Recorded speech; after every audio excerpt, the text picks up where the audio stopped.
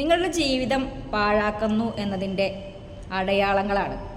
ഇന്നിപ്പം മിക്കവാറും എല്ലാ ആൾക്കാരും ഒരുവിധം ഏറ്റവും പുതിയ മൊബൈൽ വേർഷൻ ഏതാണെന്ന് നോക്കിയിട്ട് അതിൻ്റെ പിന്നാലെ പോകുന്ന ആൾക്കാരല്ലേ.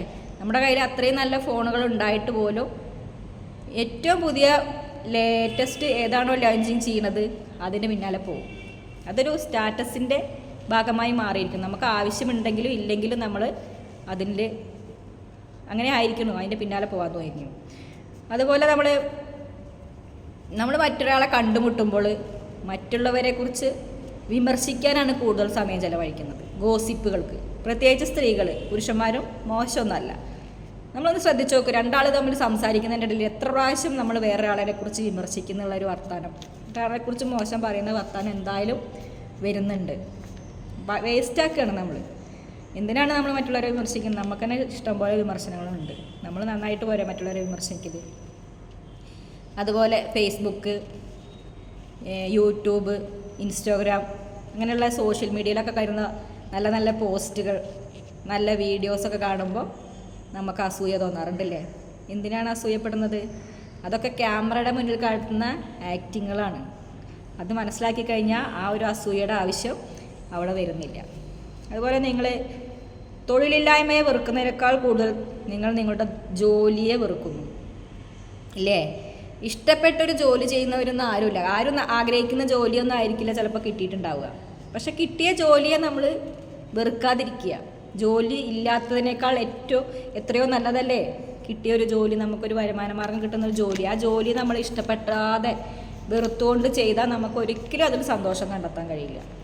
അത് വെറുതെ നമ്മളുടെ ഒരു ജീവിതമാർഗമായി മാത്രം നമ്മളതിനെ കാണാതെ ചെയ്യുന്ന ജോലിയോടൊരു ഇഷ്ടമില്ലാതെ വെറുപ്പോടുകൂടി ചെയ്തു കഴിഞ്ഞാൽ നമ്മളുടെ ജീവിതത്തിൽ അതൊരു വേസ്റ്റാണ്, പാഴാക്കലാണ്. നമ്മൾ ആ ജോലിയെ പോലും എന്നാണ് പിന്നെ ആ ജോലിയെ ഇഷ്ടപ്പെടുക?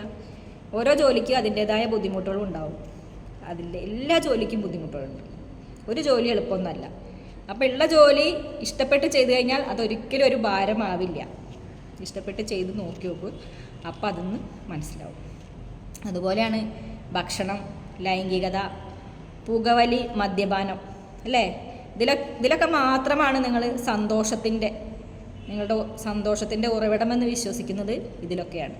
അതിലപ്പുറത്തേക്കൊരു സന്തോഷം എന്താണെന്നുള്ളത് ഇന്ന് അന്വേഷിക്കാൻ ആർക്കും സമയമില്ല. എല്ലാ ദിവസവും ഉണരണമെങ്കിൽ നിങ്ങൾക്കൊരു പ്രചോദനം ആവശ്യമാണ് എന്നുള്ള രീതിയിലേക്ക് വരെ എത്തിയിരിക്കുന്നു. അതുപോലെ പരാജയങ്ങളെ ഭയന്നിട്ട് നമ്മൾ ജീവിതത്തിൽ പരിശ്രമങ്ങൾ അവസാനിപ്പിക്കുമ്പോൾ നമ്മുടെ ജീവിതത്തിലെ സുപ്രധാന തീരുമാനങ്ങൾ പോലും മറ്റുള്ളവർ എടുക്കുന്നു. നമ്മൾക്ക് ജീവിതത്തിൽ നമ്മൾ എടുക്കേണ്ട തീരുമാനങ്ങൾ, നമ്മളത് പ്രവർത്തിക്കേണ്ട ധൈര്യം കാണിക്കാതിരിക്കുമ്പോഴാണ് മറ്റുള്ളവർ നമ്മുടെ ജീവിതത്തിൽ അവരുടെ തീരുമാനങ്ങൾ എടുത്ത് നടപ്പിലാക്കുന്നത്. അത് നമുക്ക് അംഗീകരിക്കാൻ പറ്റിയില്ലെങ്കിലും നമ്മളുടെ ഭയം കാരണം നമ്മളതിനെ അക്സെപ്റ്റ് ചെയ്ത് തന്നെ പറ്റുള്ളൂ. അപ്പോൾ സ്വയം തീരുമാനങ്ങൾ എടുക്കാൻ ഭയക്കാതെ ധൈര്യത്തോടെ നേരിടുക, അല്ലെങ്കിൽ ജീവിതം പാഴാണ്. നിങ്ങൾക്ക് ചുറ്റുമുള്ള മുഖങ്ങളിലൊക്കെ ഇന്ന് സങ്കടങ്ങളാണല്ലേ, സങ്കടകരമായ മുഖങ്ങൾ മാത്രമാണ് ഇന്ന് ഭൂരിഭാഗം കാണുന്നത്. അവരെയൊക്കെ സന്തോഷിപ്പിക്കാൻ നമ്മളെ കൊണ്ട് കഴിയുമോ? ഇല്ല. ഇന്ന് ഭൂരിഭാഗം 3/4 ആളുകൾക്കും ടെൻഷനാണ്, സ്ട്രെസ്സാണ്, ആങ്സൈറ്റിയൊക്കെയാണ്. ആരും സന്തോഷത്തെക്കുറിച്ച് പറയാൻ ആരുമില്ല. എല്ലാവരും പുറമേയൊക്കെ വളരെ ആർഭാടമായിട്ടൊക്കെ കാണിക്കുന്നുണ്ടെങ്കിലും അടുത്തിടപഴകി സംസാരിച്ച് കഴിഞ്ഞാൽ അവർക്കൊക്കെ പറയാനുള്ളത് സങ്കടകരമായ കാര്യങ്ങളാണ്. ആരും സന്തോഷത്തെക്കുറിച്ച് തിരയാനോ പറയാനോ തയ്യാറല്ല. എല്ലാവരും സങ്കടം എന്നതിനെക്കുറിച്ച് പറഞ്ഞ് വേസ്റ്റാക്കുന്നു. ആരെയും സന്തോഷിപ്പിക്കാനൊന്നും നമ്മളെ കൊണ്ട് സാധിക്കില്ല. സന്തോഷിക്കണം എന്നുണ്ടെങ്കിൽ സ്വയം തീരുമാനിക്കുക തന്നെ വേണം. അതുപോലെ തന്നെ നമ്മളുടെ വരുമാനത്തിൻ്റെ വലിയൊരു ഭാഗവും നമ്മൾ ഉപയോഗിച്ച ഉൽപ്പന്നത്തിൻ്റെ EMI ആയിട്ട് പോവുകയാണല്ലേ. ഇന്ന് EMI ഇല്ലാത്ത ആൾക്കാരുണ്ടോ? EMI ഇല്ലാത്തൊരു സ്റ്റാറ്റസിൻ്റെ ഭാഗമായി മാറിയിരിക്കുന്നു. അവന് EMI ഉണ്ട്, അവൻ ആ EMI ഉപയോഗിച്ച് ഓരോന്ന് വാങ്ങുന്നു, മൊബൈൽ വാങ്ങുന്നു, ഫ്രിഡ്ജ് വാങ്ങുന്നു, എന്തെങ്കിലുമൊക്കെ വാങ്ങുന്നുണ്ടെങ്കിൽ പിന്നെ എന്താ ഞാനും EMIയിലേക്ക് പോകുന്നു. എന്നിട്ട് നമ്മൾ വരുമാനത്തിൻ്റെ, അതായത് നമ്മൾ പണിയെടുക്കുന്നതിൻ്റെ 3/4 ഭാഗം അല്ലെങ്കിൽ മുഴുവൻ ഭാഗവും എന്താണ്, നമ്മൾ ആ പലിശയും മുതലൊക്കെ ആയിട്ട് നമ്മൾ ആ ജീവിതം അവിടെ എന്താ പറയുക കഴിച്ചു തീർക്കുകയാണ്. EMI ഇല്ലെങ്കിലും നമ്മൾ ജീവിച്ചിരുന്നു അല്ലേ? അപ്പോൾ EMI വേണോ വേണ്ടേ എന്നുള്ളതിനെ കുറിച്ചൊക്കെ ഒന്ന് ആവശ്യത്തിന് മാത്രം, ആവശ്യങ്ങൾക്ക് വേണം വേണ്ടെന്നല്ല, അനാവശ്യമായിട്ട് EMI ഒന്നും എടുക്കാതിരിക്കുക. നമ്മൾ പണിയെടുത്ത പൈസയൊന്നും പോകുന്ന വഴി അറിയില്ല. എന്താ പറയുക, ഓരോന്നിനും നിങ്ങൾ മറ്റുള്ളവരുടെ അംഗീകാരത്തിനായിട്ട് നിൽക്കുകയാണ്. നമ്മൾ ചെയ്യുന്നൊരു കാര്യം അത് നല്ല കാര്യമാണെന്ന് നമ്മൾക്കറിയാമെങ്കിൽ നമ്മളത് മറ്റുള്ളവരുടെ അംഗീകാരത്തിന് കാത്തു നിൽക്കേണ്ട ആവശ്യമില്ല. നമ്മൾ ചെയ്ത നല്ല കാര്യം മറ്റുള്ളവർക്ക് ചിലപ്പോൾ അംഗീകരിക്കാൻ കഴിഞ്ഞെന്ന് പോലും വരില്ല. അപ്പം നമ്മൾ അംഗീകരിച്ചാൽ മതി, മറ്റുള്ളവരുടെ അംഗീകാരത്തിനായി കാത്തു നിൽക്കണ്ട. നമ്മൾ മറ്റുള്ളവരുടെ അംഗീകാരത്തിന് കൊടുത്തു കഴിഞ്ഞാൽ നമ്മുടെ സമയം വേസ്റ്റാണ്.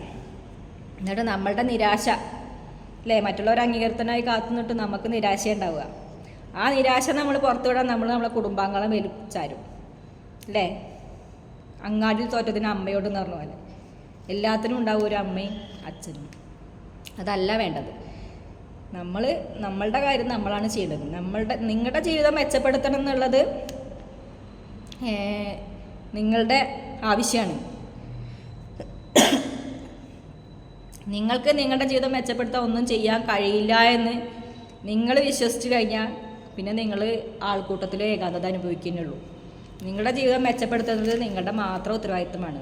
മറ്റൊരാൾ ഒരിക്കലും ഒന്നും ചെയ്തു തന്നിട്ട് നമ്മൾ മെച്ചപ്പെടാൻ പോകുന്നില്ല. നമ്മൾ ചിന്തിക്കണം, നമ്മൾ വിചാരിക്കണം, നമ്മളാണ് എടുക്കേണ്ട തീരുമാനങ്ങൾ. മെച്ചപ്പെടുത്താൻ വേണ്ട തീരുമാനങ്ങൾ നമ്മൾ എടുത്തു കഴിഞ്ഞാൽ നമ്മുടെ ജീവിതം മെച്ചപ്പെടും.